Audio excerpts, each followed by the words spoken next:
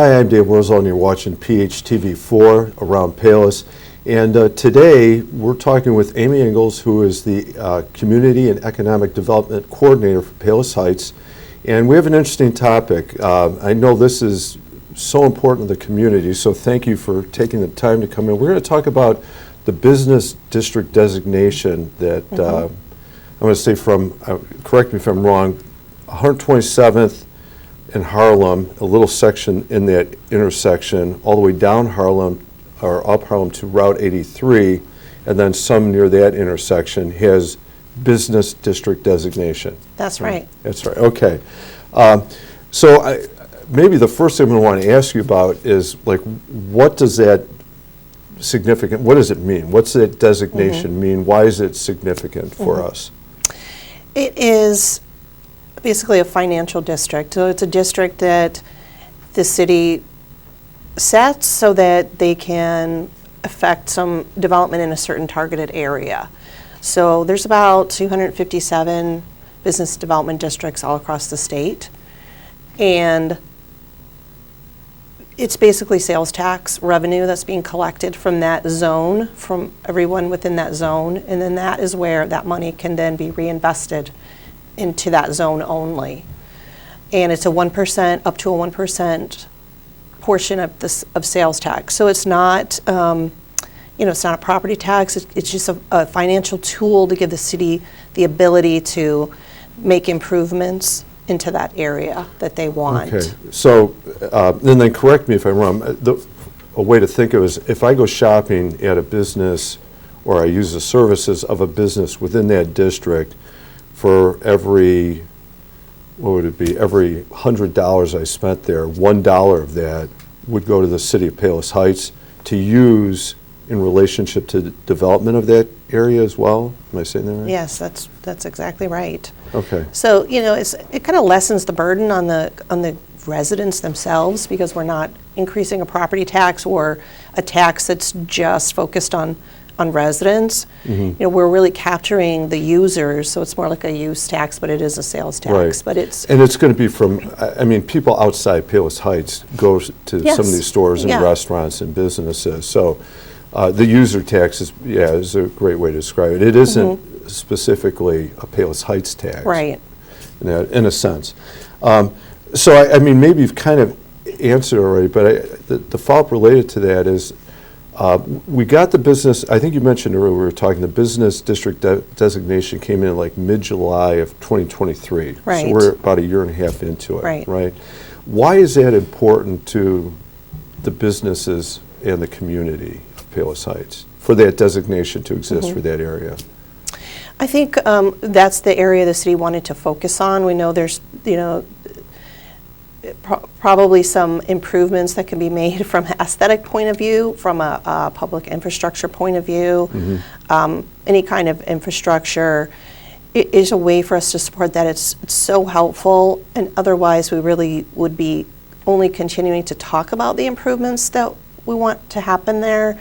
This gives us the ability to actually implement some of those. So that 1% tax, non-home rule communities, home rule communities both have the ability to enact a district like this by just an ordinance and a public hearing and a plan. You have to have a plan. And those all get put to place, approved. We submit that to Illinois Department of Revenue, and they collect that 1% tax, and then they not reimburse us, but they send it to us. So there has been funds accumulating in there over these past years. Sometimes a little bit, the revenue will lag because the businesses have to get used to the fact that they have to report this on their regular sales tax. So, we've it's been accumulating funds so that we can start to plan. So it sounds like, I have a couple of questions related to this. Yeah. But let me, one immediate that you're kind of addressing is, because of the revenue stream, I'm going to call it here, this is not a lightning fast process. Right. It's going to take a little bit of time, because not only you have to collect it, which sounds like even that has some bureaucratic layers to it, but also you have to collect it, and then probably you have to collect a sum that you can then do something with. Like Right. if the pie is kind of small, all right, we can do a planter, but Yeah, Right. or you put yourself in a position where you estimate revenue and you do a bond or something Yeah. like that, but, you know, we felt like it was probably better to just kind of let the businesses get used to this additional 1% and how they report it, and then in the meantime, I think the city council definitely wants to, you know, put these dollars back in the most efficient and effective way possible.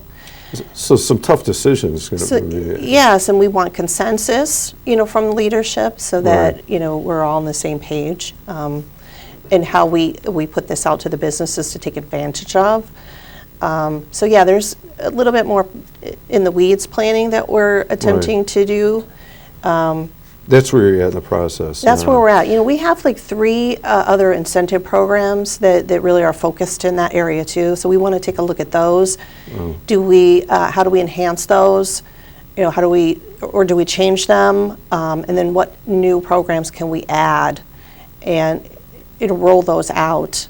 And, you know, during our process of finding out, you know, what the needs are in that district, we're going to have public input. We will be, you know, setting up public meetings so that people can come in, the businesses come in and tell us what their vision is, and then we can kind of put all that together and into a program that's can utilize that money to its fullest. And I'm assuming residents of Palos can have input on that as well, even though the money is directed to yes. the business or business area. Absolutely. Right. And I want to come back to that because I'm imagining the scope of this and the number of people involved in this can, you know, create a lot of challenges to like coordinate it and pull it all together in a single vision or multiple visions depending on the area. You mentioned 247, I think you said. Like, Yeah, somewhere around there. business districts in the state of Illinois. So how did Palos Heights get this? You know, like, in my mind, having been part of this community since I was in high school, but to me, that corridor has kind of always existed. Yeah. What happened in 2023 that, like, okay, yes, you are now? Or why do we get it, or how do you get it? Yeah, I think that there was the knowledge that there was some infrastructure and aesthetic needs that needed to be addressed in that in the shopping and restaurant corridor on Harlem. And so the thought, well, how do we actually address those? And so it took quite some time to get this district in place. And you applied to the state of Illinois for that, is that correct? No, you don't have to do that. You just create it. You can implement it locally. It's not like a TIF. It's a little bit different than tax increment financing districts, where you don't have to. There's not as high of a threshold for implementing it, but the foundation of it is grounded in Illinois statute, but it is something that the local community can enact anytime they want to. Independent. So they just create an ordinance, they have a public hearing, and they create, an overview of a plan, kind of what they intend to do with the funds. And so that's all we had to do to get it. We have 2 actually business districts or business development districts. This is our number 2. Our first one was at 127th and Ridgeland. Yeah. So. Okay. Yeah. So you said something that kind of was going to lead into my next question, and maybe this is where I'm going to put you on the spot a little bit. So the designation exists, revenues are starting to be collected. In what ways have businesses benefited by it, and the Palos Heights community, or in what ways might we see that benefit in the future? I think the benefits to come, but I think they're grand. I think if we can get a consensus of the vision and we can just kind of keep moving forward, then you're just going to see a bunch of reinvestment into that area with finances. So what that specifically looks like, I'm not really sure yet. Okay. Those other incentive programs that I mentioned earlier is facade improvement, business improvement, which kind of would allow for any improvement around the property itself, not just the facade. And then there's a sign grant. So how do we create programs like that specifically for that district is where we're really essentially going to need a lot of input and discussions amongst the elected officials to get to where we go. But then, that money can only be reinvested into that district. So they have a designated revenue source. Now, there are eligible costs that, we can't do everything under the sun. We have some restrictions of how we can spend that money or not spend that money. But, it's just such a positive that we can now start to plan now. What are we going to do? And we'll be able to do it. Right. It gives you something to work with. Yeah. And specifically for, I'm going to use the opportunity then as a resident, like, as somebody who eats in those restaurants and goes to those stores, and the conversations I hear in the community, our concerns are about the accessibility of it. The sidewalk situation is from a resident standpoint. I don't know if the businesses see it the way we do. Maybe they do. Sidewalk situation, how pedestrian friendly is it to access those businesses? Some of the parking lots are in poor shape. They need repair work. We know that there's a parking issue, that's been something we struggle with for a while. Are these the types of things that could become part of a vision or a plan in that corridor? Yes, I think that's the whole purpose behind the reason that the business district was created. I think those are definitely eligible expenses. Now, how is that going to look? We want to also be equitable, throughout the district. So what does that look like? But yes, I think that the whole reason behind that was specifically, issues with, sharing parking or access, the access. One of the first meetings that I went to was with a couple of businesses that, had cut off access between parking lots. And so, there's a unique situation, I think, in Palos and in this district, where you have just so much privately owned parking. Right. I think most of the people in Palos are aware of that, but maybe you can speak of that. Is a kind of a unique challenge. I think we can look at cute downtowns and other suburbs. I don't know that they're all dealing with the same privately owned property. My understanding is they own it to the curb. Correct. Yeah. So that creates issues in terms of how that thing is maintained or managed. Definitely. Or the appearance of it. Yeah, and that's why it looks kind of not very contiguous, or it just doesn't match with pavements, and one owner may want to or be able to do more improvements than others. So we want to take all that into account, and the overall goal is to make it more accessible, make it flow better. Sidewalks being part of that. So let me ask, and I understand this. We're talking. Sounds like a very long-term type of project, and there's a process here. And partly as a resident, but I do want to speak to the timeline a little bit in the sense that is there an expectation, or what point might either business or community members or residents begin to have a voice in or see the process start to take place? I think within this year. And I think our plan is possibly, our first step in the plan to plan is. I know it sounds silly sometimes, but you're going to have to plan how this thing is going to happen. Right. Yeah, that's a big, factor, I think, and to make it the best it can be for the businesses, and the residents behind there. I'm sure they all have want to have a say in how they're impacted. But with that, we just want to make it better. We're just trying to make it better. What can we do with those islands on that, the access roads, and some other ideas? So it's definitely on the forefront and a priority for the city. The next step for us is to engage with our consultants and send out an RFP and see if we can really have them help us drill down. What, an RFP? Oh, request for proposals, sorry. Okay. Yeah.